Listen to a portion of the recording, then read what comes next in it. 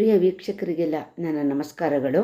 ಮೈಸೂರಿನ ಕುವೆಂಪು ನಗರದಲ್ಲಿರುವ ಕಲಾಸುರುಚಿ ರಂಗಮನೆಯಲ್ಲಿ ಇಂದು ಕರ್ನಾಟಕ ಲೇಖಕಿಯರ ಸಂಘ ಮೈಸೂರು ಘಟಕ ಇವರು ಏರ್ಪಡಿಸಿದ್ದ ತಿಂಗಳ ತಿಳಿವು ಕಾರ್ಯಕ್ರಮದ ಪ್ರಾರಂಭೋತ್ಸವದ ಈ ವಿಡಿಯೋವನ್ನು ನಿಮ್ಮೊಂದಿಗೆ ಹಂಚಿಕೊಳ್ಳುತ್ತಿದ್ದೇನೆ.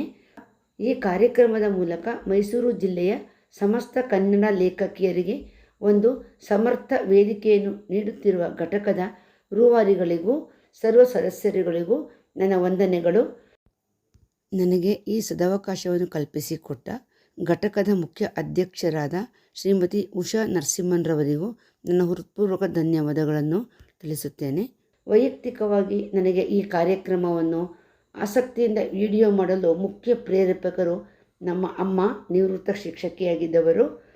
ಹಾಗೆ ವೀಕ್ಷಕರಲ್ಲಿ ಒಂದು ವಿನಂತಿ, ದಯವಿಟ್ಟು ಇಂತಹ ಯಾವುದೇ ಕಾರ್ಯಕ್ರಮಗಳನ್ನು ಹೆಚ್ಚಾಗಿ ವೀಕ್ಷಿಸಿ ಕನ್ನಡ ಲೇಖಕಿಯರನ್ನು ಪ್ರೋತ್ಸಾಹಿಸಿ ಅಭಿನಂದಿಸಿ.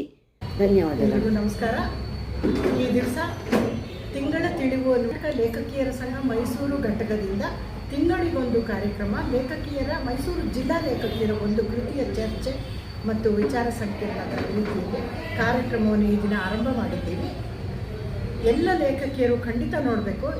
ಈ ನಮ್ಮ ಕಾರ್ಯಕ್ರಮವನ್ನು ಅಚ್ಚುಕಟ್ಟಾಗಿ ವಿಡಿಯೋಗ್ರಾಫ್ ಮಾಡಿ ಅದನ್ನು ಯೂಟ್ಯೂಬ್ಗೆ ಪ್ರೇಮ ಮೈಸೂರು ಬ್ಲಾಗ್ಸ್ ಅವರು ಅಪ್ಲೋಡ್ ಮಾಡಿರೋ ಈ ವಿಡಿಯೋನ ಮೈಸೂರು ಘಟಕದ ಎಲ್ಲ ಲೇಖಕಿಯರು ಮಾತ್ರವಲ್ಲ ಎಲ್ಲ ಲೇಖಕಿಯರು ಸಬ್ಸ್ಕ್ರೈಬ್ ಮಾಡ್ಕೊಳ್ಳಿ. ಖಂಡಿತ ನೀವೆಲ್ಲ ನೋಡಬೇಕು ಅಂತ ನಾನು ವಿನಂತಿ ಮಾಡ್ಕೊಳ್ತೀನಿ. ನಮಸ್ಕಾರ. ತಿಂಗಳ ತಿಳಿವು ಅಂತ ಅನ್ನೋ ಮೊದಲ ಕಾರ್ಯಕ್ರಮಕ್ಕೆ ಇವತ್ತು ನೀವೆಲ್ಲ ಬಂದು ಶ್ರೀಕಾರ ಹಾಕಿದ್ದೀರಾ. ಹಾಗಾಗಿ ಇವತ್ತು ಮುಖ್ಯ ಅತಿಥಿಗಳನ್ನು, ಉದ್ಘಾಟಕರನ್ನು ವೇದಿಕೆಗೆ ಕರೀತಾ ಇದ್ದೀನಿ. ಶ್ರೀಮತಿ ಶಶಿಕಲಾ ವಸ್ತ್ರದ ಮೇಡಮನ್ನು ಉಷಾ ನರಸಿಂಹನ್ ಮೇಡಮ್ ವೇದಿಕೆಗೆ ಕರಬೇಕು. ಶ್ರೀ ವಿಘ್ನೇಶ್ವರ ವಿನಾಯಕ ವರಪ್ರಸಾದಿಸೋ ಗಜಾನನ. ಶ್ರೀ ವಿಘ್ನೇಶ್ವರ ವಿನಾಯಕ ವರಪ್ರಸಾದಿಸೋ ಗಜಾನನ. ಶ್ರೀ ವಿಘ್ನೇಶ್ವರ ವಿನಾಯಕ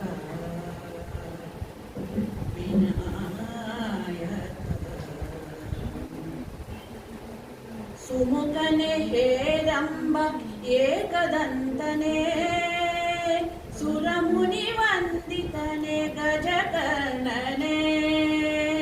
ಸುಮುಖನೆ ಹೇರಂಬ ಏಕದಂತನೇ, ಸುರಮುನಿ ವಂದಿತನೆ ಗಜಕರ್ಣನೆ. ಧೂಮ್ರಕೇತು ಗಣನಾಯಕ ಗಜಮುಖ ಲೋಕಪಾಲಕ ತಂದೆ ಗಣಪತಿ. ಶ್ರೀ ವಿಘ್ನೇಶ್ವರ ವಿನಾಯಕ.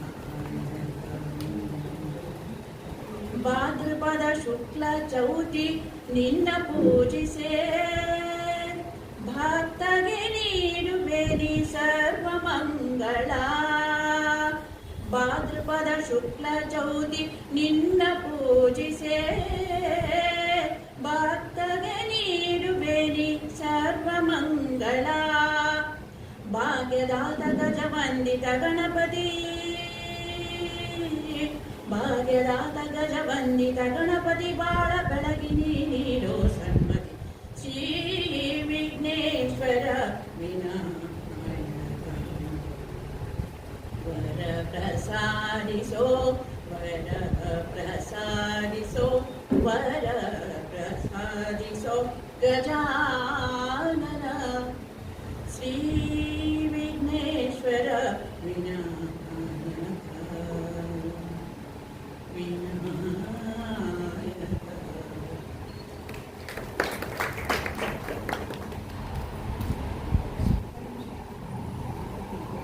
ಗಣೇಶನನ್ನು ಸುಶ್ರಾವ್ಯವಾಗಿ ಸ್ತುತಿಸಿದ ಶ್ರೀಮತಿ ಲಕ್ಷ್ಮಿ ಅವರಿಗೆ ನಮ್ಮ ಕಡೆಯಿಂದ ಒಂದು ಕಿರುಕಾಣಿಕೆ. ಶ್ರೀಮತಿ ಲೋಲಾಕ್ಷಿ ಮೇಡಮ್ ಕಡೆ.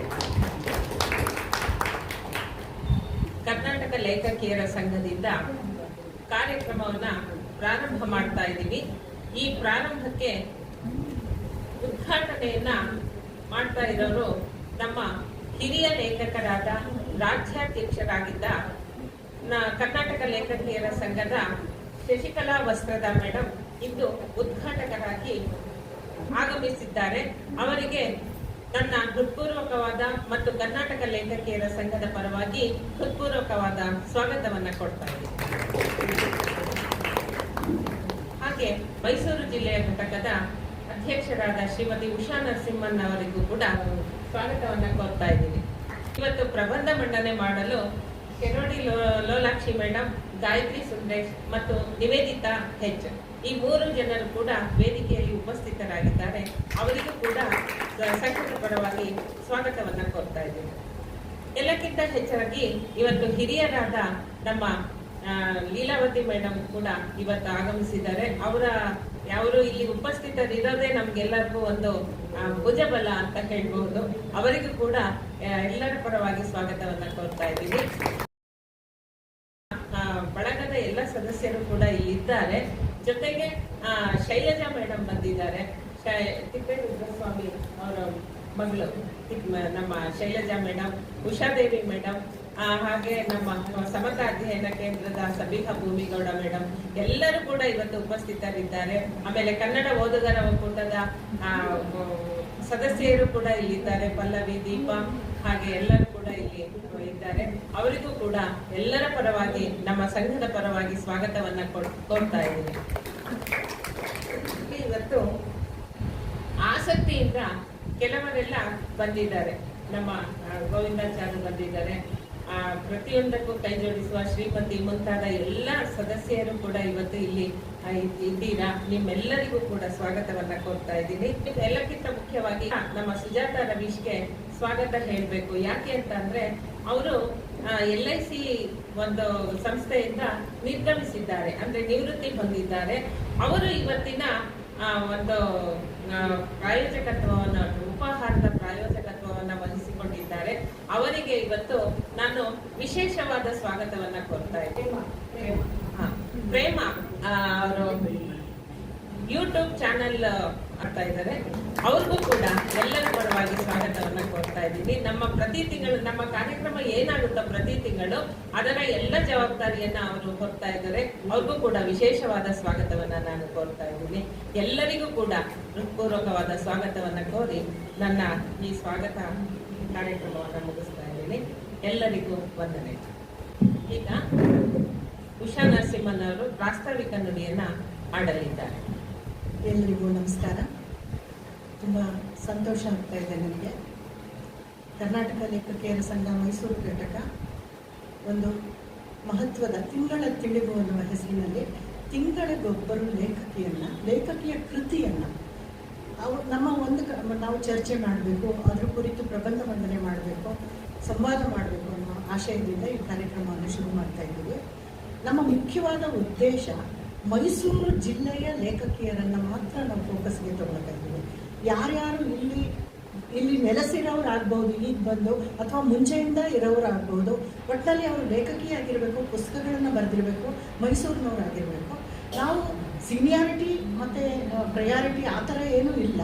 ಒಬ್ಬರಾದ್ಮೇಲೆ ಒಬ್ಬರು ಲೇಖಕಿಯರ ಕೃತಿಗಳನ್ನು ನಮ್ಮ ಸದಸ್ಯರಿಗೆ ಅವಕಾಶ ಕೊಟ್ಟು ಪ್ರಬಂಧ ಮಂಡನೆಯನ್ನು ಮಾಡಿಸಿ ಆ ಕುರಿತು ಚರ್ಚೆ ಮಾಡಿಸೋದು ನಮ್ಮ ಮುಖ್ಯವಾದ ಮತ್ತು ಮೂಲವಾದ ಉದ್ದೇಶ. ಇದು ಇವತ್ತು ನಾವು ತ್ರಿವೇಣಿಯವರಿಂದ ಶುಭಾರಂಭ ಮಾಡಿದ್ದೀವಿ. ಮೈಸೂರು ನಿಮಗೆಲ್ಲ ಗೊತ್ತು, ಸಾಂಸ್ಕೃತಿಕ ನಗರಿ ಮಾತ್ರ ಅಲ್ಲ, ಸಾಹಿತ್ಯಿಕ ನಗರಿನೂ ಹೌದು. ಹಿರಿಯರಾದ ಅನೇಕ ಲೇಖಕಿಯರು ಇಲ್ಲಿ ಆಗಿ ಹೋಗಿದ್ದಾರೆ. ತ್ರಿವೇಣಿ ಇರಬಹುದು, ಆರ್ಯಮ್ಮ ಪಟೇಲ್ ಮೇಡಮ್ ಇದ್ದಾರೆ, ವಾಣಿಯವರು ಇರಬಹುದು, ನಂಜನಗೂಡು ತಿರುಮಲಾಂಬ ಇರಬಹುದು, ಇವರೆಲ್ಲ ಆಮೇಲೆ ನೀಲಾದೇವಿ ಅವರು ಇರ್ಬೋದು. ಇವರೆಲ್ಲ ಹಾಕಿಕೊಟ್ಟ ಮಾರ್ಗದಲ್ಲಿ ಅನೇಕರು ಇವತ್ತು ಬರೀತಾ ಇದ್ದಾರೆ. ತುಂಬ ಗಂಭೀರವಾಗಿ ಬರವಣಿಗೆಯಲ್ಲಿ ತೊಡಗಿಕೊಂಡಿದ್ದಾರೆ. ನಾನು ಗಮನಿಸಿದ ಹಾಗೆ ಹಿರಿಯ ಲೇಖಕಿಯರು ಏನು ಬರೆದ್ರು ಅಷ್ಟೇ ಪ್ರಾಗ್ಮ್ಯಾಟಿಕ್ ಆಗಿ, ಅಷ್ಟೇ ಪ್ರಜ್ಞಾಪೂರ್ವಕವಾಗಿ, ಅಷ್ಟೇ ಚೆನ್ನಾಗಿ ಒಂದು ಮೈಲುಗಲ್ಲುಗಳನ್ನ ನಿರ್ಮಾಣ ಮಾಡುವಂಥ ಲೇಖಕಿಯರು ನಮ್ಮ ಮೈಸೂರಲ್ಲಿದ್ದಾರೆ. ಎಲ್ಲರನ್ನ ನಾವು ಒಳಗೊಳ್ಳುತ್ತಾ ಹೋಗಬೇಕು. ನನಗೆ ಹೇಳೋದು ಒಬ್ಬರನ್ನೂ ಬಿಡಬಾರ್ದು, ಇಲ್ಲಿ ಎಲ್ಲರನ್ನೂ ನಾವು ತಗೊಂಡು ಹೋಗಬೇಕು, ಜೊತೆಗೆ ತೊಗೊಂಡು ಹೋಗಬೇಕು. ನಮ್ಮ ಈಗಿನ ಸಮಕಾಲೀನ ಲೇಖಕಿಯರು ಪ್ರಚಲಿತವಾಗಿ ಬರೀತಾ ಇರೋರಲ್ಲಿ ಸಾಕಷ್ಟು ಮುಂಚೂಣಿಯಲ್ಲಿ ತಮ್ಮನ್ನು ತಾವು ಗುರುತಿಸ್ಕೊಂಡವರಿದ್ದಾರೆ. ನನಗೆ HR ಲೀಲಾವತಿ ಮೇಡಮು ಅವರ ಬರವಣಿಗೆನ ಒಂದು ಮಟ್ಟಕ್ಕೆ ನಾವು ಮೂಲೆ ಗುಂಪು ಮಾಡಿಬಿಟ್ಟಿದ್ದೀವಿ. ಯಾಕೆಂತಂದರೆ ಅವರು ಬರೀ ಗಾಯಕಿಯಾಗಿ ತುಂಬ ಇಲ್ಲಸ್ಟ್ರಿಯಸ್ ಗಾಯಕಿ. ಅವರು ಸಾಕಷ್ಟು ಹೆಸರನ್ನು ಮಾಡಿದ್ರು. ಅವರು ಭಾವಗೀತ ಗಾಯನಕ್ಕೆ ಅವರು ತುಂಬ ಹೆಸರುವಾಸಿಯಾದರು. ಕೇಂದ್ರದ ಪ್ರಶಸ್ತಿಗಳನ್ನು ತೆಗೆದುಕೊಳ್ಳುವಷ್ಟು ಅವರು ದೊಡ್ಡ ಮಟ್ಟದ ನಾಟಕ ಸಾಹಿತ್ಯ ಅಕಾಡೆಮಿ ಅವರು ಮೆಂಬರ್ ಆಗಿ ಕೆಲಸ ಮಾಡಿದ್ದಾರೆ. ಅಂಥ ಹಿರಿಯ ಗಾಯಕಿಯನ್ನು ನಾವು ಗಾಯಕಿಯಾಗಿ ಗುರುತಿಸ್ಬಿಟ್ವಿ ಹೊರತು ಅವರು ಸಾಕಷ್ಟು ಬರವಣಿಗೆಯಲ್ಲಿ ಕೂಡ ತಮ್ಮನ್ನು ತೊಡಗಿಸ್ಕೊಂಡಿದ್ದಾರೆ. ಅದರಿಂದ ನಮಗೆ ಯಾರು ಬೇರೆಯ ಕಲೆಗಳ ಜೊತೆ ಬರವಣಿಗೆಯನ್ನು ತಗೊಂಡಿರೋದ್ರಿಂದ ಮುಂದಿನ ತಿಂಗಳ ನಮ್ಮ ಕಾರ್ಯಕ್ರಮವನ್ನು HR ಲೀಲಾವತಿಯವರ ಹಾಡಾಗಿ ಹರಿದಾಳೆ ಕಾರ್ಯಕ್ರಮವನ್ನು ನಾವು ಹೊಂದ್ಕೊಂಡಿದ್ದೇವೆ. ತುಂಬ ಅದ್ಭುತವಾದ ಕೃತಿ ಅದು. ಆತ್ಮಕಥನಗಳಿಗೆ ತೋರುಗಂಬವಾಗುವಂಥದ್ದು ಅನ್ನೋ ವಿಮರ್ಶೆಯನ್ನು ನಾನು ಆ ಕುರಿತು ಓದಿದ್ದೀನಿ. ಆ ಕೃತಿಯನ್ನು ಕೂಡ ನಾನು ಓದಿದ್ದೀನಿ. ತುಂಬ ನಿಸ್ಪೃಹವಾಗಿ ನಿಜವಾಗ್ಲೂ ಆತ್ಮಕಥೆನೇ. ಅಲ್ಲಿ ಹೇಳಿರುವುದು ಎಲ್ಲ ಸತ್ಯಗಳೇ. ಹೇಳದೇ ಇರುವ ಸತ್ಯಗಳು ಅದನ್ನು ಆ ಪ್ರಶ್ನೆ ನಮಗೆ ಬೇಡ. ಇಲ್ಲಿ ಹೇಳಿರುವ ಅಷ್ಟು ಸತ್ಯಗಳನ್ನು ಅಷ್ಟು ಸುಲಲಿತವಾಗಿ ಒಂದು ಮಾದರಿ ಅನ್ನುವ ಹಾಗೆ ಮೇಡಮ್ ಬರೆದಿದ್ದಾರೆ. ಮುಂದಿನ ತಿಂಗಳು ನಾವು ತಗೊಳ್ತೀವಿ. ಹೀಗೆ ಒಬ್ಬೊಬ್ಬರನ್ನೇ ನಾವು ಒಳಗೊಳ್ತಾ ಹೋಗ್ತೀವಿ. ಆಮೇಲೆ ಅವಕಾಶ ಕೂಡ ನಮ್ಮ ಸದಸ್ಯರಿಗೆ. ಇದು ನಮ್ಮ ಉದ್ದೇಶ. ಇದು ನಮ್ಮ ಹೆಮ್ಮೆ, ನಮ್ಮ ಲೇಖಕಿಯರು, ನಮ್ಮ ಮೈಸೂರು ಅಂದರೆ ಮೈಸೂರು ಸಿಸ್ಟಮ್, ಬರೀ ಸಿಟಿ ಅಲ್ಲ, ಇದು ಟೌನ್ಶಿಪ್ ಅಲ್ಲ, ಇಡೀ ಮೈಸೂರು ಜಿಲ್ಲೆಯನ್ನು ನಾವು ತೆಗೆದುಕೊಳ್ತೀವಿ. ಹಿರಿಯರನ್ನ 3 ತಿಂಗಳಿಗೆ ಒಂದ್ಸರಿ ಹಿರಿಯ ಲೇಖಕಿಯರು ಬರ್ತಾರೆ. ರೆಗ್ಯುಲರ್ ಆಗಿ ನಾವು ಯಾರಲ್ಲಿ ಬರೀತಾ ಇದ್ದಾರೆ, ಗುರುತಿಸ್ಕೊಂಡಿದ್ದಾರೆ, ಇವ್ರನ್ನ ನಾವು ತೆಗೆದುಕೊಂಡು ಹೋಗ್ತೀವಿ. ಇಲ್ಲಿ ತುಂಬ ದೊಡ್ಡವರು ಇದ್ದಾರೆ. ಸಬಿಹಾ ಮೇಡಮು ಎಂಥ ದೊಡ್ಡ ಸಾಧಕಿ ಅಂತ ಗೊತ್ತು. ಮತ್ತು CG ಉಷಾದೇವಿ ಮೇಡಮು ಎಂಥ ಕೆಲಸ ಮಾಡಿದ್ದಾರೆ ಗೊತ್ತು. ನಮ್ಮ ಸುಧಾ ಮೇಡಮ್ ಇದ್ದಾರೆ, ಪ್ರಿನ್ಸಿಪಾಲ್ ರಿಟೈರ್ ಆದವರು. ಅಂಥ ವಿಜ್ಞಾನ ಸಾಹಿತ್ಯವನ್ನು ರಚಿಸಿಕೊಂಡು ಎಷ್ಟು ಚೆನ್ನಾಗಿ ಸಮಾಜಮುಖಿಯಾಗಿ ಕೆಲಸ ಮಾಡ್ತಾ ಇದ್ದಾರೆ. ಮತ್ತೊಂದು ವಿಶೇಷ ಅಂದರೆ ಇವತ್ತು ಅಮೆರಿಕಾದಿಂದ ಬಂದ ನನ್ನ ಗೆಳತಿ ಕಲ್ಪನಾ ಕೂಡ ಇಲ್ಲಿ ಬಂದಿದ್ದಾರೆ. ಅವರಿಗೆ ನಾನು ತುಂಬ ಪ್ರೀತಿಪೂರ್ವಕವಾದ ಸ್ವಾಗತವನ್ನು ಕೋರ್ತೀನಿ. ಎಷ್ಟು ಸಾಹಿತ್ಯದಲ್ಲಿ ಆಸಕ್ತರು ಅಂದರೆ ಇಲ್ಲಿಗೆ ಸಾಹಿತ್ಯ, ಸಂಗೀತ, ನಾಟಕ, ನೃತ್ಯಕ್ಕೋಸ್ಕರ ವರ್ಷಕ್ಕೆ 2 ಸರಿ ಬಂದು 1 ತಿಂಗಳು ಮೈಸೂರಿನಲ್ಲಿದ್ದು ಎಲ್ಲ ಕಾರ್ಯಕ್ರಮವನ್ನು ಅಟೆಂಡ್ ಮಾಡ್ಕೊಂಡು ಹೋಗ್ತಾರೆ. Very special personality. ಅವರು ಕೂಡ ಇವತ್ತು ನಮ್ಮ ಜೊತೆ ಇದ್ದಾರೆ. ವೆರಿ ಹ್ಯಾಪಿ ಅದ. ಮತ್ತು ಎಲ್ಲ ನನ್ನ ಗೆಳತಿಯರು ಇಲ್ಲಿದ್ದೀರಿ. ನಾನು ಒಬ್ಬೊಬ್ಬರ ಹೆಸರನ್ನು ಹೇಳಕ್ಕೆ ಬರೋದಿಲ್ಲ. ಎಲ್ಲರೂ ಸಾಧನಾಮುಖಿಯಾಗಿರೋರು, ಸಮಾಜಮುಖಿಯಾಗಿರೋರು. ಎಲ್ಲರಿಗೂ ನಮ್ಮ ಕಾರ್ಯಕ್ರಮದ ಉದ್ದೇಶವನ್ನು ಮಂದಟ್ಟು ಮಾಡ್ತಾ ಮುಂದಿನ ದಿನಗಳಲ್ಲಿ ಇದು ಪಾತ್ರಗಳಲ್ಲಿ ಇನ್ನೂ ವಿಶಿಷ್ಟವಾಗಿ ಕೆಲಸ ಮಾಡೋ ರೀತಿ ನಾವು ಮಾಡ್ತೀವಿ. ಇವತ್ತು 20 ಜನ ಇರ್ಬೋದು, ನಾಳೆ 200 ಜನ ಆಗ್ಬೋದು. ನಾಳೆ ಕಾಲಕ್ಕೆ ಆ ಶಕ್ತಿಯನ್ನು ನೀವೆಲ್ಲ ನಮಗೆ ಕೊಡ್ತೀರಾ, ನಮಗೆ ಉತ್ತೇಜನ ಕೊಡ್ತೀರಾ. ನಮ್ಮ ಲೇಖಕಿಯರೆಲ್ಲ ಇನ್ನಷ್ಟು ಹೆಚ್ಚು ಸಂಖ್ಯೆಯಲ್ಲಿ ಭಾಗವಹಿಸ್ತಾರೆ. ಈ ಕಾರ್ಯಕ್ರಮ ಇನ್ನೂ ಅರ್ಥಪೂರ್ಣ ಆಗುತ್ತೆ ಅಂತ ಹೇಳ್ತಾ ಈ ಕಾರ್ಯಕ್ರಮದ ಮುಂದಿನ ನಡೆಗೆ ಹೋಗೋಣ. ಮುಖ್ಯವಾಗಿ ನೀವೆಲ್ಲ ಕಾಯ್ತಾರ ಪ್ರಬಂಧ ಮಂಡನೆಗಳಿದೆ. ನಾನು ನನ್ನ ಪ್ರಾಸ್ತಾವಿಕ ಮಾತುಗಳನ್ನು ಹೇಳಿ ಮುಗಿಸ್ತಾ ಇದ್ದೀನಿ. ನಮಸ್ಕಾರ. ಶ್ರೀಮತಿ ಉಷಾ ನರಸಿಂಹನ್ ಅವರಿಗೆ ವಂದನೆಗಳು. ನಾನು ಮುಖ್ಯವಾಗಿ ಕಲ್ಪನಾ ಮೇಡಮ್ನೇ ಬಿಟ್ಟಿದ್ದೆ. ಅವರು ಅದಕ್ಕೋಸ್ಕರನೇ, ಈ ಕಾರ್ಯಕ್ರಮಕ್ಕೋಸ್ಕರನೇ ಬೇಗ ಬಂದಿದ್ದು. ನೆನ್ನೆನೆ ಬಂದು ಉಳ್ಕೊಂಡು ಉಷಾ ನರಸಿಂಹನ್ ಮನೆಯಲ್ಲಿ ಉಳ್ಕೊಂಡು ಇವತ್ತು ಕಾರ್ಯಕ್ರಮಕ್ಕೆ ಅಟೆಂಡ್ ಮಾಡಿದ್ದಾರೆ. ಅವ್ರಿಗೂ ಕೂಡ ಅಮೆರಿಕಾದ ವಾಸಿಯವರು, ಅವ್ರಿಗೂ ಕೂಡ ಹೃತ್ಪೂರ್ವಕವಾದ ಸ್ವಾಗತವನ್ನ ಕೋರ್ತಾ ಇದ್ದೀವಿ. ಕ್ಷಮಿಸಿ, ನಾನು ಮುಖ್ಯವಾಗಿ ಒಂದು ಮಾತನ್ನು ಹೇಳೋದು ಬಿಟ್ಟುಬಿಟ್ಟೆ. ಇವತ್ತಿನ ಉದ್ಘಾಟಕರಾಗಿ ಬಂದಿರತಕ್ಕಂಥ ಶಶಿಕಲಾ ವಸ್ತ್ರದ ಮೇಡಮ್ ಅವರು ತುಂಬ ದೊಡ್ಡ ಸಾಧನೆಯನ್ನು ಮಾಡಿದ್ದಾರೆ. ಮತ್ತು ಅತ್ಯಂತ ವಿಚಕ್ಷಣೆಯಿಂದ ಕೇಂದ್ರದ ಕರ್ನಾಟಕ ಲೇಖಕಿಯರ ಸಂಘವನ್ನು ಮುನ್ನಡೆಸಿದ ಅನುಭವಿಯವರು. ಅವರಿಂದ ಶುಭಾರಂಭ ಆಗಬೇಕು. ಅವರ ಮಾರ್ಗದರ್ಶನ ನಮ್ಮ ಮುಂದಕ್ಕೆ ಬೇಕು. ನಮ್ಮ ಕಾರ್ಯಕ್ರಮಗಳಿಗೆ ಅವರ ಒತ್ತಾಸೆ ಬೇಕು. ಆ ಕಾರಣಕ್ಕಾಗಿ ಇವತ್ತು ಅವ್ರನ್ನ ಉದ್ಘಾಟನೆಗೆ ನಾವು ಆಯ್ಕೆ ಮಾಡಿಕೊಂಡ್ವಿ. ಸಂತೋಷವಾಗಿ ಒಪ್ಕೊಂಡ್ರು. ಅವರ ಕುರಿತು ನಮ್ಮ ಇವರು ಪರಿಚಯ ಮಾಡಿಕೊಡ್ತಾರೆ ಮುಂದೆ ಮಾತಾಡುವಾಗ. ಮೇಡಮ್ಗೂ ಕೂಡ ಮತ್ತೊಮ್ಮೆ ಧನ್ಯವಾದಗಳನ್ನ ಹೇಳ್ತಾ ನಾನು ವಿರಮಿಸ್ತೀನಿ. ಈಗ ಉದ್ಘಾಟನೆ ಶಶಿಕಲಾ ಮೇಡಮ್ ಅವರಿಂದ ಹೂವಿನ ಗಿಡಕ್ಕೆ ನೀರೆರೆಯುವುದರ ಮೂಲಕ ಎಲ್ಲ ಅತಿಥಿಗಳು ಭಾಗವಹಿಸಬೇಕು ಅಂತ ಕೋರ್ಕೊಳ್ತಾ ಇದ್ದೀವಿ.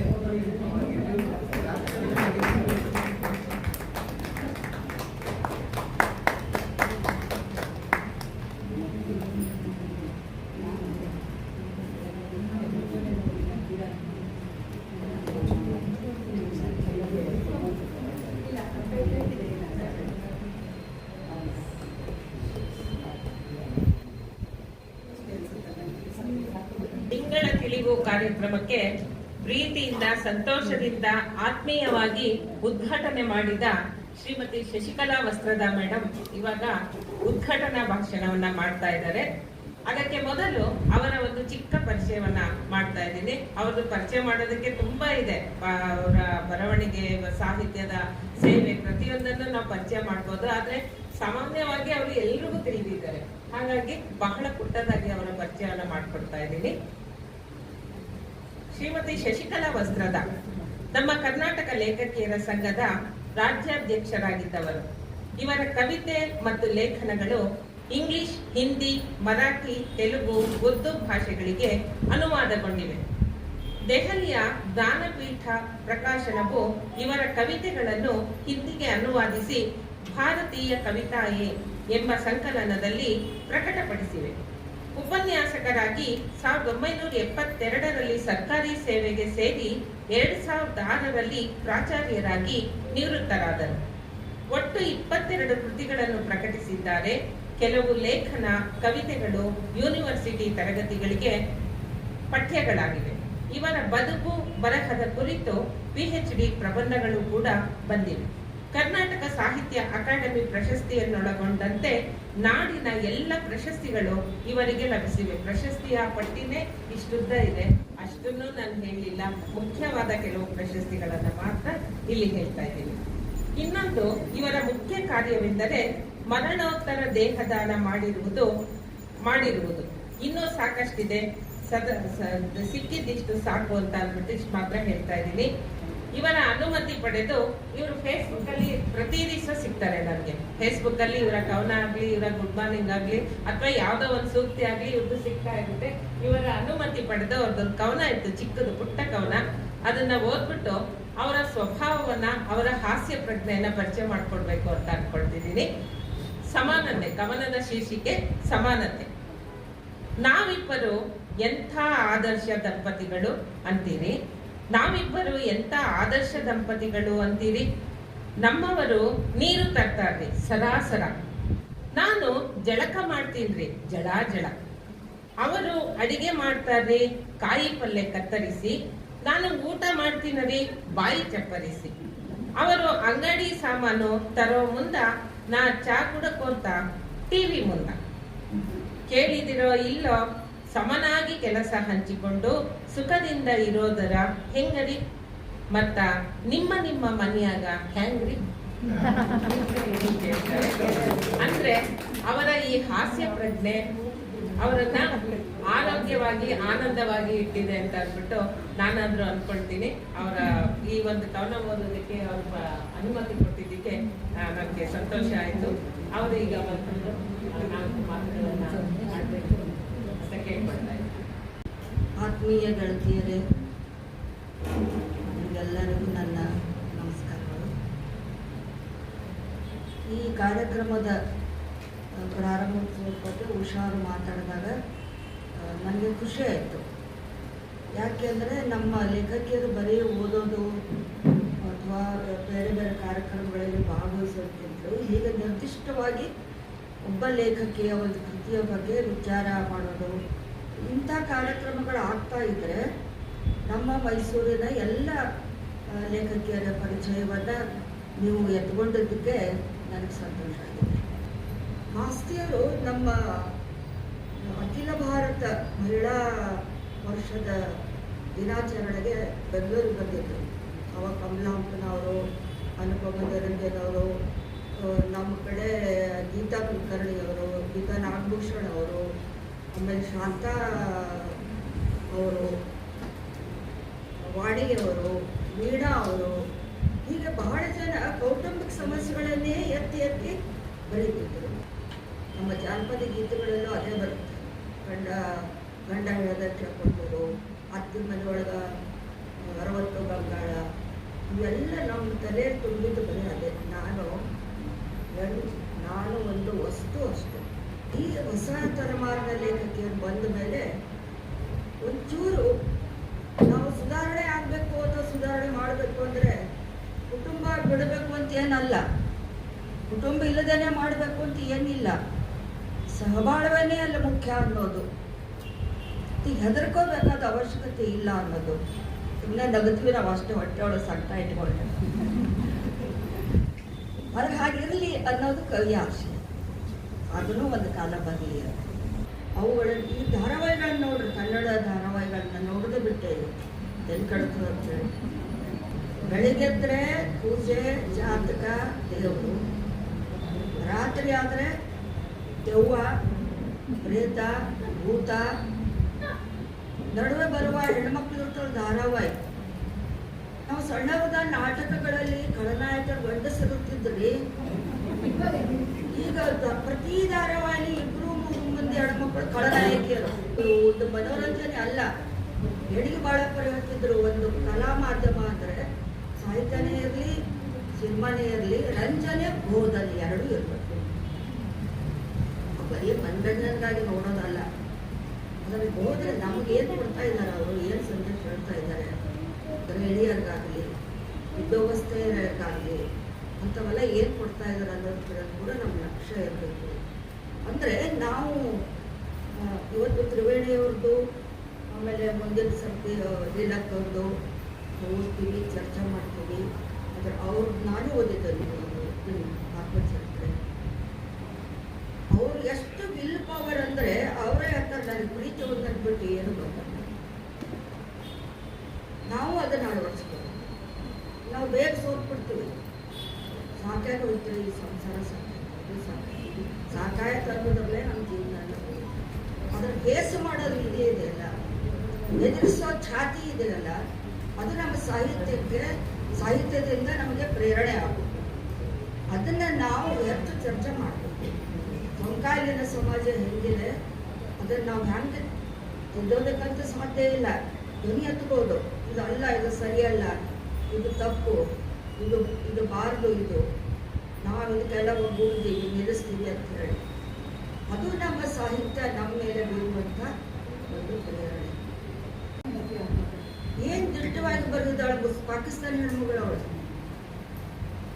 ನಮಗೆಲ್ಲೋ ಒಂದು ಎಳೆ ಸಿಗುತ್ತೆ. ನಾವು ಪ್ರತಿರೋಧ ಮಾಡೋದಕ್ಕಿಂತಲೂ ಸಹಿಸೋದನ್ನು ಕಡಿಮೆ ಮಾಡಬೇಕು. ಅದನ್ನು ಪ್ರತಿರೋಧದ ಒಂದು ಹಾದಿನೇ. ಎಲ್ಲರೂ ಸಹಿಸ್ಕೊಂಡು ಬಿಡ್ತೀವಿ ನಾವು, ಅದಕ್ಕೆ ಪೆಟ್ಟುಗಳು ಜಾಸ್ತಿ ಬೀಳ್ತಾವೆ. ಅದಕ್ಕೆ ಈ ನಮ್ಮ ಸಾಹಿತ್ಯದ ಗುರಿ ಏನಾಗಬೇಕು ಅಂದರೆ ಬರವಣಿಗೆ, ಆತ್ಮಕಥೆಗಳಲ್ಲಿ ಹೆಚ್ಚು ನಾನು ಓದ್ತಾ ನನ್ನ ಆತ್ಮಕಥೆ ಬರೆಯೋದಕ್ಕೆ ಅದು ಪ್ರೇರಣೆ ಆಯಿತು. ಅದಕ್ಕೆ ನಾವು ಹೆಣ್ಮಕ್ಳು ಒಗ್ಗಟ್ಟಿನಲ್ಲೇ ಇರ್ತೀವಿ, ಇರಬೇಕು, ನಮಗೆ ಬೇಕು. ಕುಟುಂಬ ಅನ್ನೋದು ನಮ್ಮ ಕೇಂದ್ರ, ಅದು ಬಿಡೋದಕ್ಕೆ ನಮಗೂ ಮನಸ್ಸಿರುವುದಿಲ್ಲ. ಆದರೆ ಯಾವಾಗ ಹೊರಗೆ ಬರ್ತಾ ಹೆಣ್ಮಗಳು ಅಂತಂದ್ರೆ ಇನ್ನು ಸಾಧ್ಯನೇ ಇಲ್ಲ ಅಂದಾಗ ಹೊರಗೆ ಬರ್ತಾಳ. ಅವಳ ಬಗ್ಗೆ ಯಾರು ನಿಂದನೆ ಮಾಡಬಾರ್ದು. ಅವಳು ಅದು ಅನಿವಾರ್ಯ ಇತ್ತು, ಬಂದು. ಇದೆಲ್ಲ ನಮ್ಮ ಕಾದಂಬರಿಗಳಲ್ಲಿ ಈಗಾಗಲೇ ಸಾಕಷ್ಟು ಜನ ನಮ್ಮ ಹಿರಿಯರೆಲ್ಲ ಬರೆದಿದ್ದಾರೆ. ಅದರ ಒಂದು ಮುಂದಿನ ದಾರಿಯಾಗಿ ನೀವು ಒಳ್ಳೆಯ ಕಾರ್ಯಕ್ರಮ ಹಮ್ಮಿಕೊಂಡಿದ್ದೀರಿ, ಖುಷಿಯಾಯಿತು. ಇನ್ಮೇಲೆ ಪ್ರತಿ ಸಲನೂ ಒಬ್ಬರೊಬ್ಬರು ಮಹಿಳೆಯರ ಕಥೆಗಳನ್ನು, ಕಾದಂಬರಿಗಳನ್ನು, ಕಾವ್ಯದ ಬಗ್ಗೆಯೂ ನಾವು ಬೇಕಾದಷ್ಟು ತಿಳ್ಕೊಬೋದು. ಅದರ ಪರ್ವಗಳನ್ನು ಹೇಗೆ ಪಲ್ಲಟ್ ಆಗ್ತಾ ಬಂತು, ಚೇಂಜ್ ಆಗ್ತಾ ಬಂತು, ಇವತ್ತು ಹೆಂಗೆ ಬರೀತಾ ಇದ್ದಾರೆ ಅಂತ. ಇವತ್ತಿಗೂ ಬಹಳ ದಿಟ್ಟವಾಗಿ ಬರೀತಾ ಇದ್ದಾರೆ. ಅದು ನಮ್ಮ ಖುಷಿ. ನಮ್ಮ ಕಾಲಕ್ಕಿಂತಲೂ ಇವತ್ತು ಹೆಚ್ಚು ಅವಕಾಶಗಳಿದೆ, ಹೆಚ್ಚು ವೇದಿಕೆಗಳಿದೆ. ಅವರು ಸದ್ಬಳಕೆ ಮಾಡ್ಕೋಬೇಕಾದ್ರೆ ಅಷ್ಟೇ.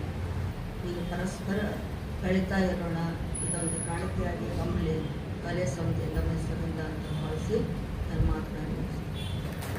ಶಶಿಕಲಾ ಮೇಡಮ್ ಮಾತು, ಶಶಿಕಲಾ ಅಮ್ಮ ಅಂತಾನೆ ನಾನು ಕರೆಯೋದು ಅವ್ರನ್ನ.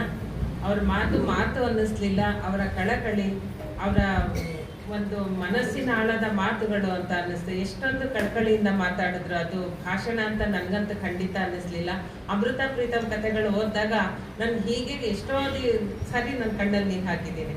ಅಷ್ಟು ತುಂಬ ಚೆನ್ನಾಗಿ ಅವತ್ತಿನ ಸ್ತ್ರೀಯರ ಬಗ್ಗೆನೋ ಇವತ್ತಿನ ಸ್ತ್ರೀಯರ ಬಗ್ಗೆನೋ ಆತ್ಮಚರಿತ್ರೆಯ ಬಗ್ಗೆನೋ ಬಹಳ ಚೆನ್ನಾಗಿ ಇವತ್ತು ಸಂಕ್ಷಿಪ್ತವಾಗಿ ಬಹಳ ಚೆನ್ನಾಗಿ ನಮ್ಮ ಮುಂದೆ ತೆರೆದಿಟ್ಟಿದ್ದಾರೆ. ಅವರಿಗೆ ನಮ್ಮ ಆತ್ಮೀಯವಾದ ನಮಸ್ಕಾರಗಳು. ಈಗ ಪ್ರಬಂಧ ಮಂಡನೆ. ಮೊದಲನೇದಾಗಿ ಶ್ರೀಮತಿ ಕೆರೋಡಿ ಲೋಲಾಕ್ಷಿ ಮೇಡಮ್ ಅವರದ್ದು ಒಂದು ಪುಟ್ಟ ಪರಿಚಯ. ಲೋಲಾಕ್ಷಿ ಮೇಡಮ್ ನಮ್ಮ ಮೈಸೂರಿನ ಹಿರಿಯ ಚೇತನ, ಅದು ಎಲ್ಲರಿಗೂ ಗೊತ್ತಿದೆ. ಸದಾ ಯಾವುದಾದರೂ ಸಮಾರಂಭದಲ್ಲೋ ಕಾರ್ಯಕ್ರಮದಲ್ಲೋ ಇದ್ದೇ ಇರ್ತಾರೆ, ಎಲ್ಲರೂ ನೋಡಿದ್ದೀವಿ ನಾವು. ಯಾವಾಗಲೂ ಯಾರಿಗಾದರೂ ಬೆನ್ನುಡಿಯೋ ಮುನ್ನುಡಿಯೋ ಶುಭಾಶಯವನ್ನು ಬರೆಯುತ್ತಿರುವ ಇವರ ಇಂತಹ ಬರಹಗಳು 50 ದಾಟಿವೆ. 50, 60 ಈಗಲೂ ಬರಿತಾನೆ ಇದ್ದಾರೆ, ಪ್ರತಿಯೊಬ್ಬರಿಗೂ ಬರೆದು ಕೊಡ್ತಾನೆ ಇದ್ದಾರೆ. ಕ್ರಿಯಾಶೀಲರಾದ ಲೋಲಾಕ್ಷಿ ಮೇಡಮ್ 3 ಸಂಪಾದಿತ ಕೃತಿಗಳನ್ನು ಹೊರತಂದಿದ್ದಾರೆ. ಜೊತೆಗೆ ಕೇಳೀತೆ ಕೂಗು ಎಂಬ ಕವನ ಸಂಕಲನವನ್ನು ಕೂಡ ಹೊರತಂದಿದ್ದಾರೆ.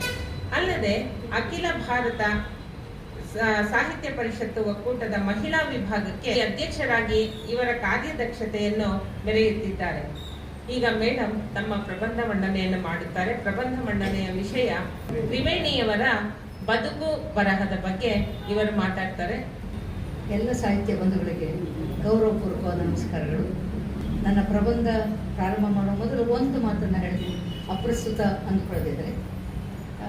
ಸಂಗೀತ ಸಾಮ್ರಾಜ್ಞಿ ಲೀಲಕ್ಕ ಅವರ ಸಾಹಿತ್ಯದ ಕುರಿತು 1 ಗಂಟೆಯ ಕಾಲ ಉಪನ್ಯಾಸ ಮಾಡಲಿಕ್ಕೆ ನನ್ನ ಅವಕಾಶ ಸಿಕ್ಕಿತ್ತು. ನನಗೆ ದೂರಕಲೆಯಲ್ಲಿ ಅವತ್ತೇ ನನಗೆ ಗೊತ್ತಾಗಿದ್ದು ಇವರು ಸಾಹಿತ್ಯದಲ್ಲಿ ಇಷ್ಟೊಂದು ಸಾಧನೆ ಮಾಡಿದ್ದಾರೆ ಅಂತ. ಅಷ್ಟೊತ್ತಿಗೆ ಅವರ ಆತ್ಮಕಥೆ ಇನ್ನೂ ಮುದ್ರಣ ಕಂಡಿರಲಿಲ್ಲ. ಅದಲ್ಲದೆ 21 ಕೃತಿಗಳ ಕುರಿತು ನಾನು ಒಂದು ಅವಲೋಕನ ಮಾಡಿದ್ದೆ. ಅಂಥವರ ಒಂದು ಕಾರ್ಯಕ್ರಮವನ್ನು ಆಗ ನಾನು ಅಂದ್ಕೊಂಡಿದ್ದೆ, ನಾನು ಇವರ ಸಂಗೀತ ದೇಶ ವಿದೇಶಗಳಲ್ಲಿ ಪರಿಚಯ ಆಗಿದೆ, ಸಾಹಿತ್ಯನೂ ಪರಿಚಯ ಆಗಬೇಕಾಗಿತ್ತು ಅಂತೆಲ್ಲ ಒಂದು ಕಡೆ ಅನಿಸಿತ್ತು. ಆ ಕಾರ್ಯವನ್ನು ಕೈಗೆತ್ತಿಕೊಂಡಂಥ ಉಷಾ ನರಸಿಂಹನ್ ಮತ್ತು ಅವರ ಟೀಮ್ ಅವ್ರಿಗೆ ನಾನು ಮುಂಗಡವಾಗಿ 1 ತಿಂಗಳ ಮೊದಲೇ ಅಭಿನಂದನೆಗಳನ್ನು ಹೇಳ್ತೇನೆ. ಬಹಳ ಒಳ್ಳೆಯ ಕೆಲಸವನ್ನು ಆರಿಸಿಕೊಂಡಿದ್ದಾರೆ. ಇನ್ನು ತ್ರಿವೇಣಿಯವರ ಕುರಿತು ನನಗೆ ಕೊಟ್ಟ ವಿಷಯ ಬದುಕು ಬರಹ. ಸತತವಾಗಿ 21 ಕಾದಂಬರಿಗಳು, 41 ಸಣ್ಣ ಕಥೆಗಳನ್ನು ಬರೆದು ಸಾಧನೆ ಮಾಡಿದಂಥ ಒಬ್ಬ ಹೆಣ್ಣುಮಗಳ ಬಗ್ಗೆ 15 ನಿಮಿಷಗಳು, ಹೆಚ್ಚಂದರೆ 20 ನಿಮಿಷಗಳು ನೀವು ಮಾತಾಡ್ಬೋದು. ಅಂದರೆ ಒಪ್ಕೊಂಡು ಬಿಟ್ಟರೆ ಈಗ ತಪ್ಪು ಮಾಡಿದ್ದೇನೋ ಅನ್ನಿಸ್ತಾ ಇದೆ. ಅಷ್ಟು ಕಡಿಮೆ ಅವಧಿಯಲ್ಲಿ ಸಂಪೂರ್ಣ ಚಿತ್ರಣವನ್ನು ನಿಮ್ಮ ಮುಂದೆ ಇಡಲಿಕ್ಕೆ ನನಗೆ ಸಾಧ್ಯವಾಗದು ಅನ್ನುವ ಅರಿವು ನನಗೂ ಇದೆ. ಎಷ್ಟೊಂದು ಹೇಳಬಹುದು ಅಷ್ಟನ್ನು ಹೇಳಲಿಕ್ಕೆ ಪ್ರಯತ್ನ ಪಡ್ತೇನೆ. ಕಥಾ ಸಾಹಿತ್ಯದಲ್ಲಿ ಮಹಿಳೆಯರು ಗುರುತಿಸಿಕೊಳ್ಳುತ್ತಿದ್ದ ಕಾಲಘಟ್ಟದಲ್ಲಿ ಪ್ರಮುಖವಾಗಿ ದಾಖಲಿಸಿಕೊಂಡವರಲ್ಲಿ ನಂಜನಗೂಡಿನ ತಿರುಮಲಾಂಬ, ಕೊಡಗಿನ ಗೌರಮ್ಮ, HV ಸಾವಿತ್ರಮ್ಮ, ಬೆಳಗೆರೆ ಜಾನಕಮ್ಮ, ವಾಣಿ, MK ಇಂದಿರಾ ಇವರ ಸಾಲಿನಲ್ಲಿ ನೆನಪಾಗುವ ಮತ್ತೊಂದು ಹೆಸರು ತ್ರಿವೇಣಿ. ಕೌಟುಂಬಿಕ ವಿಚಾರದಲ್ಲಿ ಮನೋರೋಗದ ಕುರಿತು ಚರ್ಚೆ ಮಾಡಲು ಹಿಂಜರಿಯುತ್ತಿದ್ದ ಕಾಲದ ಒಂದಿತ್ತು. ವೈದ್ಯರಲ್ಲಿ ತಪಾಸಣೆ ಮಾಡಿಸಿ ತಮ್ಮ ಬಲಹೀನತೆಯನ್ನು ಜಗಜ್ಜಾಹೀರು ಮಾಡಿದರೆ ಔಮರ್ಯಾದೆ ಆಗಬಹುದು ಅನ್ನುವ ಅಳುಕು ಇದ್ದಂಥ ಕಾಲದಲ್ಲಿ ಸಮಾಜದ ಕಣ್ಣು ತೆರೆಸಲು ಮನೋರೋಗವೂ ಬಿಕ್ಕಂತೆ ಎಲ್ಲ ರೋಗಕ್ಕೆ ಅದು ಒಂದು ರೋಗವೇ, ಅದಕ್ಕೂ ಚಿಕಿತ್ಸೆ ಇದೆ, ಗುಣವಾದ ಮೇಲೆ ಸಾಮಾನ್ಯರಂತೆ ಬದುಕಬಲ್ಲರು ಅನ್ನೋದನ್ನು ಆ ಸಾಮಾಜಿಕ ಪ್ರಜ್ಞೆನ ಮೂಡಿಸುವಲ್ಲಿ ತಮ್ಮ ಕಥೆ ಕಾದಂಬರಿಯ ಮೂಲಕ ಪ್ರಯತ್ನ ಪಟ್ಟವರು ಮತ್ತು ಅಲ್ಲಿ ಸಾರ್ಥಕತೆಯನ್ನು ಪಡೆದವರು ನಮ್ಮ ತ್ರಿವೇಣಿ. ಕನ್ನಡ ಸಾರಸ್ವತ ಲೋಕದ ಕಥಾಕ್ಷೇತ್ರದ ನಿಲುವುತಾರೆ ಎಂದೇ ಗುರುತಿಸಬಹುದಾದಂಥ ಬರಹಗಾರ್ತಿ ತ್ರಿವೇಣಿ. ಅವರು ಮೈಸೂರಲ್ಲಿ ವಾಸವಿದ್ದರು ಎನ್ನುವುದು ಮೈಸೂರಿನವರಿಗೆ ಒಂದು ಹೆಮ್ಮೆಯ ವಿಚಾರ. ತ್ರಿವೇಣಿ ಅವರು 1928ನೇ ಇಸ್ವಿ ಸೆಪ್ಟೆಂಬರ್ 1ರಂದು ಮಂಡ್ಯದಲ್ಲಿ ಜನಿಸಿದರು. ಇವರು ತಂದೆ ಮಂಡ್ಯದ ಪ್ರಸಿದ್ಧ ವಕೀಲರಾಗಿದ್ದ ಶ್ರೀ BM ಕೃಷ್ಣಸ್ವಾಮಿಯವರು, ಪರಿಚಯ ಚೆನ್ನಾಗಿರಬೇಕು, BM ಶ್ರೀಕಂಠಯ್ಯವರ ಸಹೋದರರು. ತಾಯಿ ಮೈಸೂರಿನ ಶ್ರೀಮತಿ ತಂಗಮ್ಮನವರು ಹಾಗೂ ಖ್ಯಾತ ಕಾದಂಬರಿಗಾರ್ತಿ ಆರ್ಯ ಪಟ್ಟಾಗಿ ಮೈಸೂರು. ಇವರು ಅವರ ಒಡಹುಟ್ಟಿದವರು. ತ್ರಿವೇಣಿಯವರು ಒಂದು ವಿಶೇಷವಾದ ನಿಯಮವನ್ನು ಇಟ್ಕೊಂಡಿದ್ದರು. ಬಹುಶಃ ಎಲ್ಲ ಬರಹಗಾರ್ತಿಯರಿಗೆ, ನಮ್ಮಲ್ಲಿ ಇಲ್ಲಿ ಸೇರಿರೋರಿಗೆ, ಇಲ್ಲಿ ಇಲ್ಲದೆ ಇರೋರು ಕೂಡ, ಎಲ್ಲ ಬರಹಗಾರ್ತಿಯರಿಗೆ ಆದರ್ಶವಾಗುವಂಥ ಒಂದು ವ್ಯಕ್ತಿತ್ವ ಅಂದರೆ ಅವರಿಗೆ ಬರಹದ ಮೇಲಿದ್ದ ಬದ್ಧತೆ. ಮನೋವೈಜ್ಞಾನಿಕ ಕಥೆಗಳನ್ನು ಬರೆದರು ಅಂತ ಹೇಳ್ತೀವಿ ನಾವು. ಕೌಟುಂಬಿಕ ಕಥೆಗಳು, ಸಾಮಾಜಿಕ ಕಥೆಗಳು, ಮನೋವೈಜ್ಞಾನಿಕ ಕಥೆಗಳು, ಅದರಲ್ಲೂ ಕೂಡ ದುರಂತ ಕಥೆಗಳು ಅಂತ ಪ್ರತ್ಯೇಕಿಸಿ ಹೇಳೋದು ಇದೆ. ಆದರೆ ಇದಮಿತ್ತಮ್ ಅಂತ ಗೆರೆ ಹೇಳೋದು, ಇಂಥದೇ ಕಥೆ ಅಂತ ಹೇಳೋದು ಸಾಧ್ಯ ಇಲ್ಲ ಅವರಲ್ಲಿ. ಯಾಕೆಂದರೆ ಅವ್ರ ಎಲ್ಲ ಕಥೆಗಳು ಕೌಟುಂಬಿಕ ಕಥೆಗಳೇ. ಕೌಟುಂಬಿಕ ಕಥೆಗಳು ಅಂದ ಮೇಲೆ ಎಲ್ಲೋ ಒಂದು ಕಡೆ ಮನೋವಿಜ್ಞಾನದ ಎಳೆಯು ಅಲ್ಲಿ ಬಂದೇ ಇರುತ್ತೆ. ಮತ್ತು ಕೌಟುಂಬಿಕ ಕಥೆಗಳಲ್ಲಿ ಸಾಮಾಜಿಕ ವಿಷಯಗಳು ಒಳಗೊಂಡಿರ್ತವೆ. ಆದರೂ ವಿಶೇಷವಾಗಿ ಮನೋವಿಜ್ಞಾನಕ್ಕೆ ಸಂಬಂಧಪಟ್ಟದ್ದನ್ನು ಹೀಗೆ ಅಂತ ಗುರುತಿಸಿ ಒಂದು 4-6 ಕೃತಿಗಳನ್ನು, ಇವು ಮನೋವೈಜ್ಞಾನಿಕ ಕಾದಂಬರಿಗಳು, ಇವು ದುರಂತ ಕಾದಂಬರಿಗಳು ಅಂತ ಪ್ರತ್ಯೇಕಿಸಿ ಹೇಳುವುದು ಇದೆ.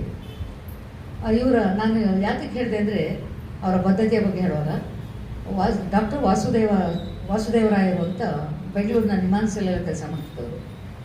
ತ್ರಿವೇಣಿಯವರು ಅವರನ್ನು ಹೋಗಿ ಸಂಪರ್ಕ ಮಾಡಿ ಬೆಂಗಳೂರಲ್ಲಿ ಈ ಮಾನಸಿಕ ರೋಗಿಗಳ ಬಗ್ಗೆ ಎಲ್ಲ ವಿಷಯ ಸಂಗ್ರಹ ಮಾಡ್ಕೊಂಡಿದ್ದಾರೆ. ಅದಾದ ಮೇಲೆ ಬೆಂಗಳೂರಲ್ಲಿ ಉಳಿದು ಮಾನಸಿಕ ರೋಗಿಗಳನ್ನು ಅಲ್ಲೇ ನಡವಳಿಕೆಗಳನ್ನ ನೋಡಿ ಅವ್ರಿಗೆ ಪ್ರತಿಕ್ರಿಯಿಸ್ತಾರೆ ಅಂತ ನೋಡಿಕೊಂಡು ದಾಖಲೆ ಮಾಡಿಕೊಂಡು ಬಂದು ಕಥೆಗಳನ್ನು ಬರೆದವರು ತ್ರಿವೇಣಿಯವರು. ಹಾಗಾಗಿ ಅವರ ಕಥೆಗಳಲ್ಲಿ ಕಾಲ್ಪನಿಕ ಅನ್ನುವ ಅಂಶಗಳನ್ನ, ಮನೋವೈಜ್ಞಾನಿಕ ಕಥೆಗಳಲ್ಲಿ ನಿಜವಾದದನ್ನು ಇದು ಹೀಗೆ ಆಗುತ್ತೆ, ಮನೋರೋಗಕ್ಕೆ ಚಿಕಿತ್ಸೆ ಕೊಟ್ಟು ಎಲ್ಲ ರೋಗಗಳಿಗೆ ಗುಣ ಆಗುತ್ತೆ ಅನ್ನೋದನ್ನು ಸಾಬೀತುಪಡಿಸಲಿಕ್ಕೆ ಬಹಳ ಪ್ರಯತ್ನ ಪಟ್ಟವರು. ಅವರೇ ಹೇಳುವ ಪ್ರಕಾರ ಅವ್ರದ್ದೇ 4-6 ಮಾತುಗಳು, ಅವರ ಡೈರಿಯಿಂದ ಆದ ಮಾತುಗಳನ್ನು ಹೇಳ್ತೇನೆ. ಓದುಗರ ಪ್ರೀತಿ ಅಭಿಮಾನವೇ ಸಾಹಿತಿಗಳಿಗೆ ಶ್ರೀರಕ್ಷೆ. ನಿಜ ಅಲ್ವ? ಓದುಗರ ಪ್ರೀತಿ ಅಭಿಮಾನಗಳೇ ಸಾಹಿತಿಗಳಿಗೆ ಶ್ರೀರಕ್ಷೆ ಒಂದು ಮಾತು. ಪ್ರತಿಯೊಬ್ಬ ಓದುಗರು ವಿಮರ್ಶಕರೇ ಇನ್ನೊಂದು ಮಾತು. ತೆಗಳಿಕೆಗೆ ಕುಗ್ಗದೆ, ಹೊಗಳಿಕೆಗೆ ಹಿಗ್ಗದೆ ಸ್ಥಿತಪ್ರಜ್ಞೆಯನ್ನು ಕಾಪಾಡಿಕೊಳ್ಬೇಕು. ಅದಕ್ಕೊಂದು 2-3 ಕಡೆ ಅವರು ಉದಾಹರಣೆ ಕೊಡ್ತಾರೆ. ಪೂನಾದಿಂದ ರೈಲಿನಲ್ಲಿ ಬರುವಾಗ ಯಾವಾಗಲೂ ಒಂದು ಸಲ ಬೆಂಗಳೂರಿಂದ ಬರುವಾಗ ಕೇಳಿತಂತೆ, ನೀವು ಕತೆ ಪುಸ್ತಕ ಓದ್ತೀರಾ ಅಂತ ಪಕ್ಕದಲ್ಲಿದ್ದವ್ರನ್ನ ರೈಲಲ್ಲಿ. ಅವ್ರು ಓದ್ತೀವಿ. ಯಾರು ಕತೆ ಓದ್ತೀರಿ? ಇವತ್ತು ತ್ರಿವೇಣಿಯವರ ಕಥೆಗಳು ತುಂಬ ಮನಸ್ಸಿಗೆ ಹಿಡಿಸ್ತವೆ, ಮನೆಯದೇ ಕತೆ ಅನಿಸ್ತು, ತುಂಬ ಖುಷಿ ಆಗುತ್ತೆ ಮೇಡಮ್ ಅಂತ. ಇವರಲ್ಲಿ ನಾನೇ ತ್ರಿವೇಣಿ ಅಂತ ಹೇಳ್ಕೊಳ್ಳಿಲ್ಲ. ಆದರೆ ಅವ್ರು ಹೇಳ್ತಾರೆ, ಪೂನಾದಿಂದ ಬರುವಾಗ ಕನ್ನಡಿಗರು ಯಾರು ಸಿಕ್ಕಿದ್ರು, ನೀವು ಕಾದಂಬರಿಗಳನ್ನ ಓದ್ತೀರಂಗೆ ಓದ್ತೀವಿ. ಯಾರ್ಯಾರ್ದು ಹೆಸರು ಹೇಳಿದ್ರು? ತ್ರಿವೇಣಿ ಹೆಸರು ಹೇಳಲಿಲ್ಲ. ತ್ರಿವೇಣಿಯವರ ಕಥೆಗಳನ್ನು ಓದಲ್ವಾ ನೀವು ಅಂತಂದರೆ, ಅಯ್ಯೋ ಅದರಲ್ಲಿ ಏನಿರುತ್ತೆ, ಬರೀ ಮನೆಯದು ಅಡುಗೆ ಮನೆಯದು ಮನೆ ಕೆಲಸದ ಇರುತ್ತೆ, ಬರೀ ಹೆಣ್ಮಕ್ಳು ಅದರಲ್ಲಿ ಏನಿದೆ ಓದೋಕ್ಕೆ ಅಂತ ಅಂದುಬಿಟ್ರು. ಆಗ ನಾನು ತ್ರಿವೇಣಿ ಅಲ್ಲೂ ನಾನು ಹೇಳ್ಕೊಳ್ಳಿಲ್ಲ ಅಂತ ಹೇಳಿ ನೋಡಿ. ಅದು ಅದಕ್ಕೆ ಅವ್ರು ಹೇಳೋದು, ಹೊಗಳಿಕೆಗೆ ಹಿಗ್ಗದೆ, ತೆಗಳಿಕೆ ಕುಗ್ಗದೆ ಸ್ಥಿತಪ್ರಜ್ಞರಾಗಿರಬೇಕು. ಏನೇನೋ ಅವ್ರು ಹೇಳಿದ್ರು ಅದರಂತೆಯ ಬದುಕಿದವರು ತ್ರಿವೇಣಿ ಅನ್ನೋದು ಇಲ್ಲಿ ಮುಖ್ಯ ಆಗುತ್ತೆ. ಅವ್ರು ಯಾವ್ಯಾವ ಮಾತುಗಳು ಹೇಳ್ತಾ ಹೋದರು, ಹೇಳಿಕೆ ನೀನು ಹೀಗೆ ಮಾಡು ಅಂತ ಹೇಳಲಿಲ್ಲ, ನಾನು ಹೀಗೆ ಮಾಡಬೇಕು ಅಂದುಕೊಂಡವರು, ಹಾಗೆ ನಡೆದವರು ತ್ರಿವೇಣಿಯವರು. ಮತ್ತು ಇನ್ನೊಂದು ಮಾತು ಅವ್ರು ಹೇಳಿದ್ದು, ಸಾಹಿತಿಗಳಿಗೆ ಸಾವಿಲ್ಲ. ಅದಕ್ಕೆ ನಿದರ್ಶನ ತ್ರಿವೇಣಿಯವರೇ. ಇವತ್ತೂ ಇದ್ದಾರೆ, ಹಿಂದೆಯೂ ಇದ್ದರು, ಇನ್ನು ಮುಂದಕ್ಕೂ ಇರ್ತಾರೆ. ಕನ್ನಡಿಗರ ಎದೆಯಲ್ಲಿ ಸದಾಕಾಲ ಇರುವಂತಹ ಸಾವಿಲ್ಲದ ಸಾಹಿತಿಗಳಲ್ಲಿ ತ್ರಿವೇಣಿಯವರು ಒಬ್ಬರು ಅನ್ನೋದು ಅವ್ರು ಹೇಳಿದ ಮಾತನ್ನೇ ಸಾಬೀತುಪಡಿಸ್ತದೆ ಅಂತ ಅಂದ್ಕೊಳ್ಬೇಕು ನಾವು. ಹೆಣ್ಣಿನ ಸಮಸ್ಯೆಗಳು, ವಿಧವಾ ಸಮಸ್ಯೆಗಳು, ಇವುಗಳ ಕುರಿತು ಸಮಾಜದ ಕಣ್ಣು ತೆರೆಸುವ ಪ್ರಯತ್ನವೇ ಹೊರತು ಇಲ್ಲಿ ಸ್ತ್ರೀ ಪರ, ಸ್ತ್ರೀ ಪ್ರಜ್ಞೆ ಅಂಥದ್ದನ್ನೇನು ಅವ್ರು ಆಯ್ಕೆ ಮಾಡ್ಕೊಂಡದಲ್ಲ. ಇರುವ ಸಮಸ್ಯೆಗಳಲ್ಲಿ ಸಮಸ್ಯೆಗಳಿಗೆ ಪರಿಹಾರ ಕಂಡುಹಿಡಿಯುವಾಗ ಯಾರ್ಯಾರನ್ನು ಎಲ್ಲೆಲ್ಲಿ ಗುರುತಿಸಬೇಕು, ಪರಿಹಾರವನ್ನು ಎಲ್ಲಿ ಗುರುತಿಸಬೇಕು, ಹೇಗೆ ಪರಿಹಾರ ಕಂಡುಕೊಳ್ಬೇಕು ಅನ್ನೋ ನಿಟ್ಟಿನಲ್ಲಿ ಎಲ್ಲಿಯೂ ಕೂಡ ಸ್ತ್ರೀ ಪರವಾಗಿ ಬರೆದರೂ ಕೂಡ ಪುರುಷ ದ್ವೇಷ ಅಂತ ಎಲ್ಲೂ ತೋರಿಸ್ಕೊಂಡಿಲ್ಲ. ಅವರು ಪುರುಷ ದ್ವೇಷ ಆಗಿರಲೂ ಇಲ್ಲ. ಮತ್ತು ಅನೇಕ ಕಥೆಗಳಲ್ಲಿ ಪುರುಷ ಪಾತ್ರಗಳು ಕೂಡ ಪೂರಕವಾಗಿ ಧನಾತ್ಮಕ ಚಿಂತನೆಗಳ ಪಾತ್ರಗಳಿವೆ. ಹೆಣ್ಣುಮಕ್ಕಳ ಅನ್ಯಾಯವಾದ ಕಾಲದಲ್ಲಿ ಹೆಣ್ಣು ಮಕ್ಕಳೇ ಅವ್ರಿಗೆ ನೆರವಾಗದೇ ಇದ್ದಾಗ ಪುರುಷ ಪಾತ್ರಗಳು ನೆರವಾದ ಕಥೆಗಳು ಕೂಡ ಇವೆ. ಹಾಗಾಗಿ ಅಲ್ಲಿ ಪುರುಷ ದ್ವೇಷಿ ಅಥವಾ ಪುರುಷರ ಬಗ್ಗೆ ಏನು ಬರ್ದಿಲ್ಲ ಅನ್ನೋ ಆಗಿಲ್ಲ. ಒಂದು ಮಾತು ಹೇಳ್ತಿದ್ರು ಅವರು, ಪುರುಷರಿಗೆ ತಗ್ಗಿ ಬಗ್ಗಿ ನಡೆಯಬೇಕಾಗಿಲ್ಲ, ಆದರೆ ದ್ವೇಷ ಮಾಡಬೇಕಾಗೂ ಇಲ್ಲ. ಸಮಾನತೆಯನ್ನು ಕಾಯ್ದುಕೊಳ್ಳೋಣ. ಆ ಅರ್ಥದಲ್ಲಿ ಸಾಮಾಜಿಕ ಸ್ವಾಸ್ಥ್ಯ ಮತ್ತು ಅದರ ಕಾಳಜಿ ಅವರ ಕಥೆಗಳಲ್ಲಿ ಕಂಡುಬರುವಂಥ ಒಂದು ಮುಖ್ಯ ಅಂಶ. ತ್ರಿವೇಣಿಯವರ ಕಾದಂಬರಿಗಳನ್ನು ಕೌಟುಂಬಿಕ, ಸಾಮಾಜಿಕ, ಮನೋವೈಜ್ಞಾನಿಕ ಅಂತ ವಿಂಗಡಿಸೋದು ಕಷ್ಟ ಆದರೂ ಕೂಡ ಸಾಯಿ ಶ್ರೀ ಪ್ರಕಾಶನದವರು, ಸಾಯಿ ಗೀತ ಪ್ರಕಾಶನ ಮೈಸೂರಿನವರು ತ್ರಿವೇಣಿಯವರ ದುರಂತ ಕಾದಂಬರಿಗಳು ಅಂತ 4 ಕಾದಂಬರಿನ ಆರಿಸಿ ಒಂದು ಪುಸ್ತಕ ಮಾಡಿದ್ದಾರೆ. ದುರಂತ ಕಾದಂಬರಿಗಳು ಅಂತ. ಅದರಲ್ಲಿ ಮೊದಲ ಹೆಜ್ಜೆ, ಕೀಲುಗೊಂಬೆ, ಬೆಳ್ಳಿ ಮೋಡ, ಹೂವು ಹಣ್ಣು, ಈ 4 ಗುರುತಿಸಿ ಅದ್ರ ಬಗ್ಗೆ ಒಂದೊಳ್ಳೆ ಕೃತಿಯನ್ನು ಮಾಡಿದ್ದಾರೆ. ಇನ್ನು ಬೆಕ್ಕಿನ ಕಣ್ಣು, ದೂರದ ಬೆಟ್ಟ, ಶರಪಂಜರ, ಮುಚ್ಚಿದ ಬಾಗಿಲು ಇವುಗಳನ್ನ ಮನೋವೈಜ್ಞಾನಿಕ ಕಥೆಗಳು ಅಂತ ಗುರುತಿಸಿ ಅದನ್ನು ಪ್ರತ್ಯೇಕವಾಗಿ ಮಾಡಿದ್ದಾರೆ.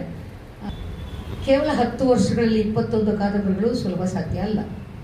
ತ್ರಿವೇಣಿಯವರ ಮೊದಲ ಕಾದಂಬರಿ ಅಪಸ್ವರ ಆದರೂ ಪ್ರಕಟಗೊಂಡ ಮೊದಲ ಕಾದಂಬರಿ ಹೂವು ಹಣ್ಣು. ಇವರ ಕಾದಂಬರಿಗಳಲ್ಲಿ ಬೆಕ್ಕಿನ ಕಣ್ಣು, ಹೂವು ಹಣ್ಣು, ಬೆಳ್ಳಿ ಮೋಡ, ಹಣ್ಣೆಲೆ ಚಿಗುರಿದಾಗ, ಶರಪಂಜರ ಹಾಗೂ ಕಂಕಣ ಭಾಗ್ಯ ಇವು ಚಲನಚಿತ್ರಗಳಾಗಿವೆ. ಶರಪಂಜರ ಕಾದಂಬರಿನ ಮ್ಯಾಡ್ ವುಮನ್ ಅನ್ನುವ ಶೀರ್ಷಿಕೆ ಕೊಟ್ಟು ಇಂಗ್ಲೀಷ್ಗೆ ಮೀರಾ ನರ್ವೇಕರ್ ಅನ್ನುವರು ಭಾಷಾಂತರ ಮಾಡಿದ್ದಾರೆ, ಅದು ಅನುವಾದ ಮಾಡಿಕೊಟ್ಟಿದ್ದಾರೆ. ಮತ್ತು ಇದೇ ಕಾದಂಬರಿಯ ಅಂದರೆ ಶರಪಂಜರ ಕಾದಂಬರಿಯ ತಮಿಳು, ಮಲಯಾಳಂ, ಮರಾಠಿಗೆ ತರ್ಜುಮೆ ಮಾಡಿದ್ದಾರೆ. ಕತೆ ಬರೆಯುವಾಗ ಒಂದೂರಲ್ಲೊಬ್ಬ ರಾಜ ಇದ್ದ, ಒಂದೂರಲ್ಲೊಬ್ಬ ಶ್ರೀಮಂತ ಇದ್ದ, ಈ ಕಥೆಗಳಲ್ಲ. ಆಸ್ಪತ್ರೆ ಬೆಡ್ಗಳು ಮಾತಾಡ್ತವೆ, ಈ ಬೆಡ್ಡಲ್ಲಿ ಯಾರಿದ್ರು, ಏನಾಯಿತು, ಬೆಡ್ಗಳು ಮಾತಾಡುವಂಥ ಕತೆ. ಆ ಕಥಾ ತಂತ್ರ ಇದೆಯಲ್ಲ, ಅದು ಇವತ್ತಿನ ಕಥೆಗಾರರಿಗೆ ಬೇಕಾಗಿದೆ. ಕಥಾತಂತ್ರ ನರೇಶನ್ ಅಲ್ಲ, ಒಂದು ವಿವರಣಾತ್ಮಕವಾಗಿ ಕಥೆ ಹೇಳುವಂಥದ್ದಲ್ಲ. ಆ ಕಥೆ ಹೇಳುವ ತಂತ್ರ ಕೂಡ ನನಗೆ ತುಂಬ ಇಷ್ಟ ಆಗಿದ್ದು ಬೆಡ್ ನಂಬರ್ 7. ಅದು ಟೆಕ್ಸ್ಟ್ ಬುಕ್ ಯಾವುದು PUC ಕಾಲೇಜಿನ ಪಠ್ಯ ಕೂಡ ಆಗಿತ್ತು. ಕನ್ನಡಿಗರ ಮಾನಸ ಸರೋವರದಲ್ಲಿ ನಿತ್ಯ ಪುಷ್ಪವಾಗಿರುವಂಥ ತ್ರಿವೇಣಿಯರ ಬಗ್ಗೆ ಮಾತಾಡ್ತಾ ಇದ್ದರೆ ಎಷ್ಟೊಂದು ಮಾತಾಡ್ಬೋದು. ಮೀನಾಕ್ಷಿ ಒಂದ್ಸಲ ಉಷಾ ನರಸಿಂಹನ ಕಡೆ ನೋಡಿದರು.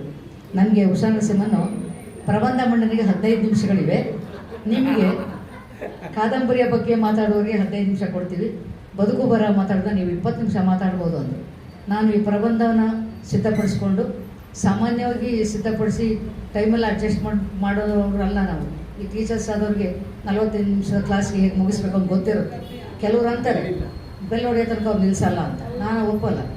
45 ನಿಮಿಷದಲ್ಲಿ ನಾವು ಪೀಠಿಕೆ ಹಾಕಿ ಪಾಠ ಮಾಡಿ ಪುನರಾವರ್ತನೆ ಮಾಡಿ ಹೋಮ್ವರ್ಕ್ ಕೂಡ ಕೊಟ್ಟು ಬರುವಂಥ ಜನ ನಾವು. ಹಾಗಾಗಿ 45 ನಿಮಿಷಗಳ ಅವಧಿಯನ್ನು ಹೇಗೆ ಉಪಯೋಗಿಸ್ಕೊಳ್ಬೇಕು ಅಂತ ಗೊತ್ತಿರೋ ಶಿಕ್ಷಕರಲ್ಲಿ ಸಹಸ್ರ ಶಿಕ್ಷಕರಲ್ಲಿ ನಾನು ಒಬ್ಬಳು.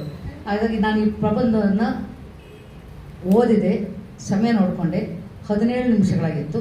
ಅದಕ್ಕೆ ನನ್ನದೊಂದಿಷ್ಟು ಮಾತು ಸೇರಿಸುವಾಗ 20 ನಿಮಿಷಗಳನ್ನು ಮೀರಿರಬಹುದು. ಅದಕ್ಕಾಗಿ ನಾನು ಕ್ಷಮೆ ಯಾಚಿಸ್ತೇನೆ. ಇದು 20 ನಿಮಿಷ ಮೀರಿದೆ ಅಂತ ಆದರೆ ಏನನ್ನು ಹೇಳಬೇಕಾಯ್ತದೆ ಎಲ್ಲವನ್ನೂ ಹೇಳಲಿಕ್ಕಾಗಲಿಲ್ಲ. ಹೇಳಿದ್ದೇ ಸ್ವಲ್ಪ, ಕೇಳಿದೆ ಉಳಿದದ್ದೇ ಹೆಚ್ಚು ಅನ್ನೋ ಮಾತಿನೊಂದಿಗೆ ನಾನು ವಿರಮಿಸ್ತೇನೆ. ಅವಕಾಶಕ್ಕಾಗಿ ಧನ್ಯವಾದ.